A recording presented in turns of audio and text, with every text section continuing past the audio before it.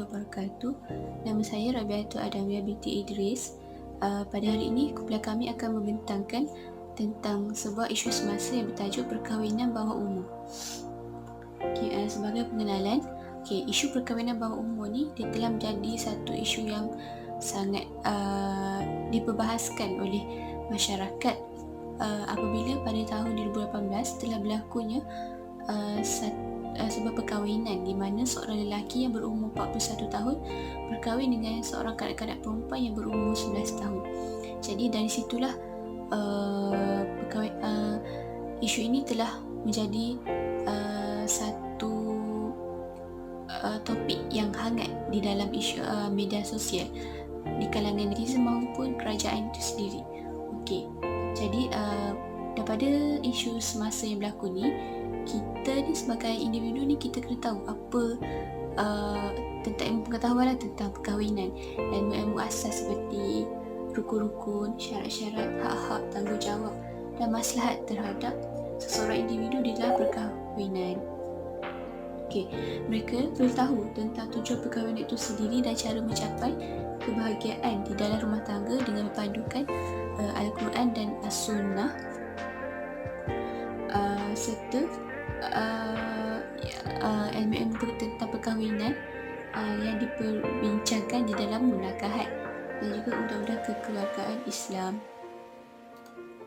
Yang pertama sekali kita akan membincangkan tentang perkahwinan bawah umur menurut perspektif Islam itu sendiri. Pernikahan dalam Islam. Islam ni dia telah menetapkan peraturan-peraturan yang terdapat di dalam Al-Quran dan As-Sunnah tentang perkahwinan. Dalam Al-Quran dan As-Sunnah ni Allah cerita bagaimana tentang perkahwinan itu sendiri, sama ada contohnya dari segi topik-topik yang dibincangkan dalam Al-Quran dan As-Sunnah, antaranya tentang perceraian, pengurusan harta faraid dan juga tentang pergaulan suami isteri dan sebagainya. Jadi dan Islam itu sendiri tahu yang bahawa perkahwinan ini merupakan satu fitrah bagi seorang individu, lelaki maupun wanita. Apabila mereka mencapai umur dewasa, mereka akan ada satu fitrah yang diorang akan ingin rasa ada pasangan mereka itu sendiri. Jadi dengan ajaran Islam itu sendiri, perkahwinan ini dapat membantu masyarakat untuk melahirkan generasi yang baik dan berakhlak serta mewujudkan ketenangan jiwa dan mencapai kebahagiaan rumah tangga, memelihara keruntuhan akhlak dan memelihara martabat manusia dengan zuriat yang halal.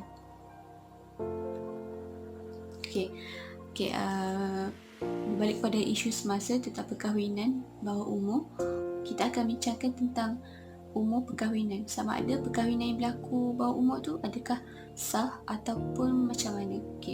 Kita akan lihat dalam Islam ni tiada umur minimum perkahwinan di bawah hukum syarak. Umur dewasa di bawah undang-undang Islam tercapai apabila seseorang mencapai umur akil baligh. Umur akil baligh ni bermaksud bagi seorang wanita, mereka akan mencapai akil baligh apabila mereka didatangi haid seawal usia 9 tahun. Bagi lelaki pula, mereka akan mencapai umur akil baligh apabila mereka bermimpi ataupun keluar air mani.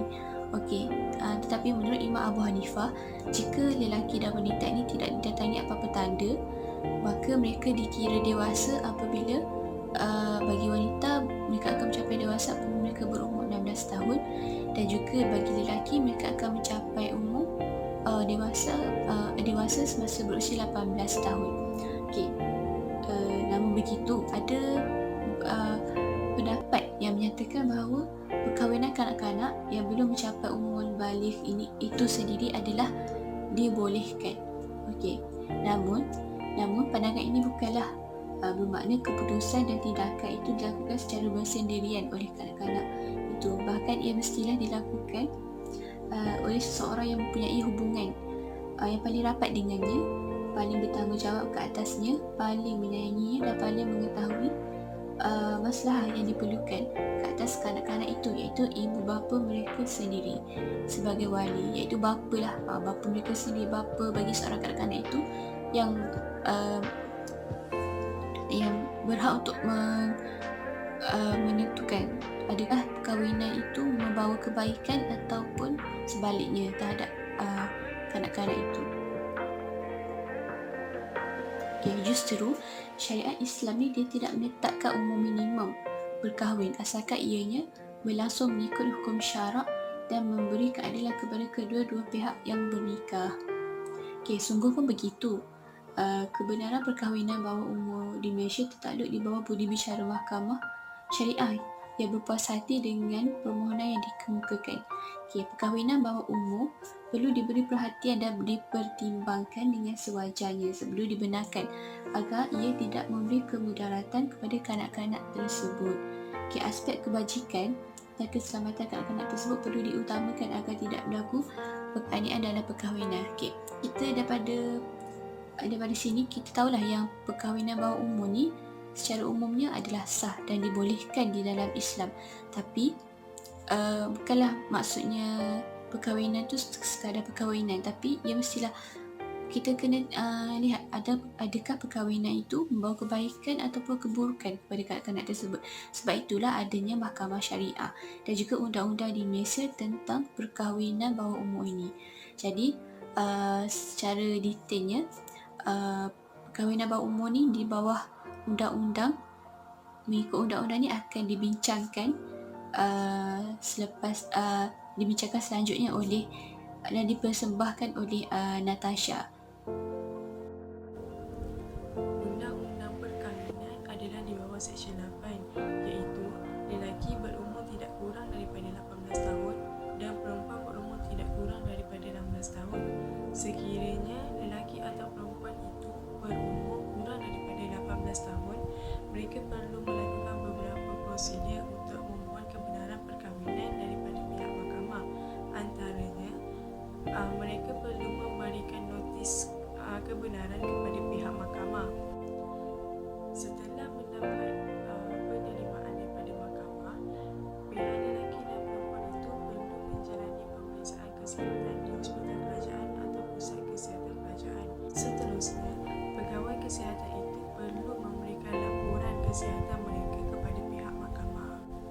Pihak polis diraja Malaysia juga perlu mengeluarkan laporan tentang rekod jenayah daripada pihak lelaki atau perempuan tersebut. Selain itu, pegawai kebajikan masyarakat juga perlu mengeluarkan laporan tentang keadaan sosio-ekonomi bagi lelaki dan perempuan tersebut.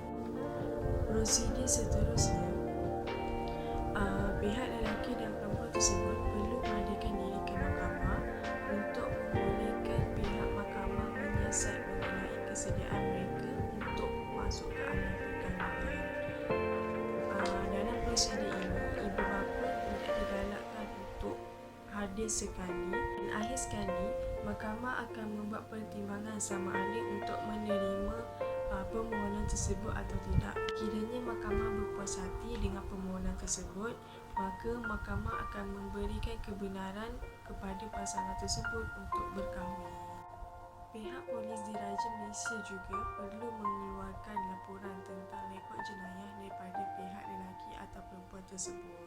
Okey, kita mulakan dengan berkaitan isu semasa di dalam topik perkahwinan di bawah umur.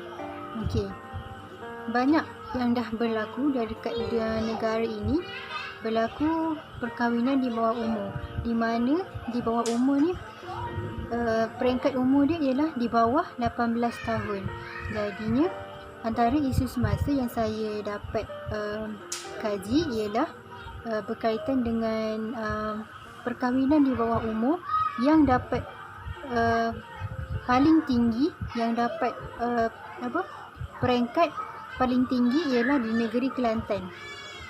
Okey, Kelantan catat perkahwinan bawah umur paling tinggi.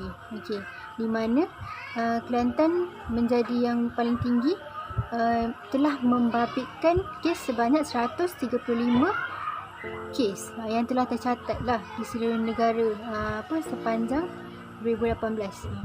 Di negeri Kelantan tercatat 135 kes, tapi di dalam negara ni sudah 841 kes yang telah terjadi di negara ini berkaitan dengan perkahwinan di bawah umur. Okey. Timbalan Menteri di Jambatan Menteri iaitu Fauziah Saleh berkata, statistik itu diikuti Sabah dan Sarawak manakala negeri lain mencatat di bawah 100 kes pada tahun yang sama. Okey. Katanya walaupun Kerajaan Kelantan tidak bersetuju menaikkan had umur, namun prosedur atau garis panduan ketat perlu dilakukan bagi menangani isu berkenaan. Saya Rohaiza Syafiqah binti Muhammad Razali seterusnya akan membentangkan tentang kebaikan berkahwin muda. Okey, di sini terdapat 4 poin utama tentang kebaikan berkahwin muda. Yang pertama ialah untuk mengelakkan daripada melakukan perbuatan terkutuk. Seperti yang kita sedia maklum, remaja-remaja sekarang lebih terdedah kepada perkara-perkara negatif yang menjerumuskan mereka ke arah perkara sedemikian. Jadi dengan berkahwin muda, hal ini dapat mengelakkan daripada mereka terus melakukan perbuatan terkutuk. Okey, seterusnya ialah tuntutan agama. Okey, seperti yang kita tahu, perkara berkahwin muda adalah salah satu kebaikan. Sekiranya kita mempercepatkan, ia adalah lebih afdal. Okey, seterusnya adalah mematangkan dan memperbaiki diri. Dengan berkahwin muda, hal ini dapat menjadikan seseorang atau individu itu lebih matang dan dapat memperbaiki diri mereka ke arah yang lebih baik. Okey, yang terakhir ialah untuk mengelakkan fitnah. Okey, seperti yang kita sedia maklum, zaman teknologi sekarang banyak informasi disebarkan melalui internet. Jadi untuk kita mengelakkan fitnah itu berlaku, lebih baik kita mewar-warkan perkara yang kita lakukan, perkara kebaikan yang kita lakukan. Okey, kita beralih pula kepada keburukan perkahwinan di bawah umur. Okey, isu ini hangat diperkatakan atau dibahaskan di negara kita apabila ada individu lelaki berusia 41 tahun berkahwin dengan individu wanita berusia 11 tahun.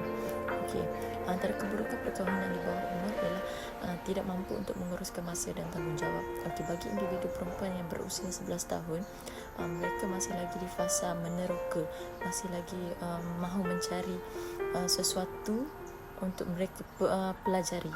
Jadi untuk menguruskan masa serta tanggungjawab sebagai seorang isteri adalah sangat berat bagi mereka. Okey, seterusnya adalah mudah diabaikan oleh pasangan. Apabila individu perempuan berusia di bawah usia, mereka akan mudah diabaikan oleh pasangan kerana mereka tidak tahu menahu tentang isu tentang hal-hal perkahwinan. Okey, apabila mereka rasa terabai, di situ akan menimbulkan perasaan stres dan tertekan. Hal ini akan boleh menyebabkan berlakunya kemurungan terhadap pasangan terbabit. Okey, seterusnya ialah masalah kesihatan kepada kanak-kanak. Okey, seperti yang kita sedia tahu, kanak-kanak ini mereka masih belum mencapai kematangan yang sebenar untuk mereka berkahwin. Okey, bagi kesihatan kanak-kanak, sekiranya mereka berkahwin di bawah umur, berkemungkinan apabila mereka melakukan hubungan dengan pasangan mereka, hal ini boleh menyebabkan berlakunya komplikasi yang mana boleh mengundang bahaya kepada kesihatan serta diri individu di bawah umur tersebut. Poin seterusnya ialah perkahwinan pada usia muda dapat mengganggu emosi individu. Okay, mengikut kajian, sebanyak 41% perkahwinan pada usia kanak-kanak atau remaja di bawah umur dipercayai menjadi punca utama trauma psikologi dan berisiko menghadapi penyakit psikiatri atau masalah kesihatan mental. Okey, mengikut kajian daripada Profesor Madya Dr. Suzaili Wahab, iaitu pakar perunding psikiatri daripada Pusat Perubatan Universiti Kebangsaan Malaysia iaitu UKM, beliau berkata mengikut kajian yang dilakukan oleh pakar perubatan di Amerika Syarikat, mendapati perkahwinan bawah usia menyebabkan gangguan kepada kesihatan mental. Kesannya juga mereka boleh mendapat kesan kemurungan, keresahan melampau dan penyakit bipolar, iaitu kemurungan serius yang tidak dapat ditangani serta mencetuskan tindakan berisiko tinggi seperti membunuh diri atau mencerirkan diri sendiri. Poin seterusnya ialah mereka akan menghadapi cabaran yang besar kerana mereka masih terlalu muda. Okey, bagi individu yang di bawah umur, mereka akan merasa terasing kerana mereka tidak lagi dapat bersosial atau bermain dengan rakan sebaya. Perkahwinan di awal usia juga menyekat hak-hak mereka dari segi keselamatan, kesihatan dan pendidikan. Sekiranya akses yang kurang pada peluang pendidikan dan ekonomi akan menyebabkan mereka serta ahli keluarga mereka berada dalam keadaan miskin. Poin seterusnya ialah menggalakkan aktiviti seksual pada usia yang terlalu awal. Bagi tubuh badan kanak-kanak yang di bawah usia 16 tahun, mereka masih lagi tubuh badan mereka masih lagi berkembang, dan sekiranya mereka melakukan aktiviti seksual pada usia yang terlalu awal dengan pengetahuan tentang pendidikan seks yang kurang serta mereka tidak mengetahui hak-hak mereka sebagai seorang isteri, hal ini akan menyebabkan berlakunya masalah kepada kesihatan reproduktif mereka dan menjadikan mereka berkemungkinan akan mendapat sakit yang berkaitan masalah wanita. Sekiranya mereka berkahwin dengan lelaki yang lebih berusia, mereka akan sukar untuk menunaikan keinginan suami mereka dan serta bercakap mengenai keselamatan serta perancangan keluarga, kerana ilmu tentang perkara tersebut mereka tidak ketahui sepenuhnya. Hal ini menjadikan golongan atau individu ini yang antara individu yang mudah ditipu serta didera. Selain itu, keburukan perkahwinan di bawah umur juga boleh menyebabkan kepada keganasan rumah tangga. Perkahwinan bawah umur lebih berisiko untuk menghadapi keganasan rumah tangga dari pasangan sepanjang hidup mereka. Hal ini kerana mereka tidak berpengetahuan serta kurang arif tentang kehidupan di alam perkahwinan. Semakin tinggi perbezaan umur antara individu perempuan yang di bawah umur dengan individu lelaki yang berusia, iaitu suami mereka, mereka semakin terdedah kepada keganasan rumah tangga. Menurut kajian di seluruh dunia, perempuan yang berkahwin sebelum usia 15 tahun mempunyai 50% pengalaman didera secara fizikal atau seksual oleh pasangan berbanding yang berkahwin selepas umur 18 tahun. Mereka mempercayai bahawa lelaki atau suami boleh memukul isteri. Sebanyak 44% perempuan yang berusia 15 tahun sehingga 19 tahun merasakan yang suami mereka itu berhak memukul mereka. Oleh yang demikian, tidak hairanlah sekiranya penderaan terhadap individu di bawah umur ini semakin berleluasa. Poin yang terakhir ialah perkahwinan bawah umur meningkatkan risiko untuk mendapat HIV atau AIDS. Perempuan yang berkahwin sebelum usia mencapai 18 tahun berisiko untuk mendapat HIV. AIDS juga merupakan sebab kedua kematian di seluruh dunia. Kanak-kanak yang berkahwin awal usia boleh mendapat HIV melalui fizikal yang tidak matang dan usia yang terlalu muda. Selain itu, kuasa mereka juga terhad untuk mengamalkan seks yang selamat serta tekanan untuk membuktikan tahap kesuburan mereka. Kanak-kanak yang berkahwin pada awal usia biasanya berkahwin dengan lelaki lebih berusia dan pernah melakukan hubungan seks sebelum ini. Jadi hal ini dapat meningkatkan risiko untuk mereka mendapatkan jangkitan HIV. Sekian sahaja daripada saya. Seterusnya, kita bincangkan tentang faktor terjadinya perkahwinan bawah umur. Perkahwinan bawah umur terjadi ada 3 sebab, iaitu yang pertama, pendapatan isi rumah yang rendah, yang kedua, kekurangan akses kepada pendidikan, dan yang terakhir sekali, pergaulan bebas. Yang pertama, pendapatan isi rumah yang rendah. Disebabkan keadaan ekonomi yang agak tidak stabil pada masa kini, setengah keluarga tidak mampu menyediakan keperluan harian kepada ahli keluarga mereka. Hal ini disebabkan mereka tidak mendapat pendapatan yang mencukupi untuk menanggung ahli keluarga mereka. Oleh sebab itu, ada sesetengah keluarga akan mengahwinkan anak mereka kepada lelaki yang mampu memberikan keperluan kepada anak mereka. Seterusnya adalah kekurangan akses kepada pendidikan. Ilmu pendidikan pendidikan adalah sangat penting pada masa kini, terutamanya kepada kanak-kanak untuk memajukan kehidupan mereka. Kebanyakan mereka yang berkahwin pada bawah umur adalah mereka yang tidak mempunyai pendedahan tentang keburukan berkahwin bawah umur. Oleh itu, ibu bapa memainkan peranan penting untuk menghantar anak mereka ke sekolah untuk mendapat pendedahan tentang keburukan berkahwin pada bawah umur. Dan ada sekali pergaulan bebas. Pergaulan bebas amat berleluasa dalam kalangan remaja pada masa kini. Pergaulan bebas banyak memberikan impak negatif daripada positif pada masyarakat.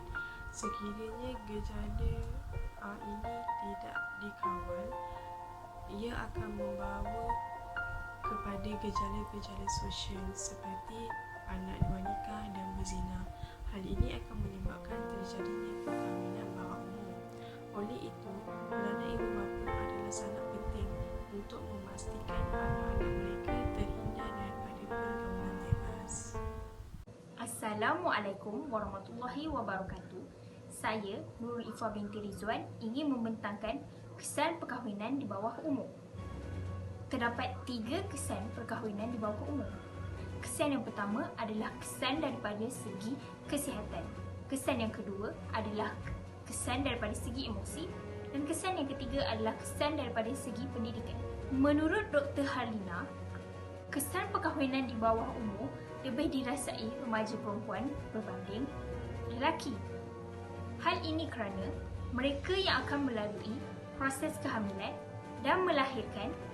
Selain itu, remaja perempuan juga merupakan golongan yang mempunyai risiko 2 kali ganda mengalami komplikasi sehingga boleh meninggal dunia ketika melahirkan anak berbanding wanita yang berumur 20-an.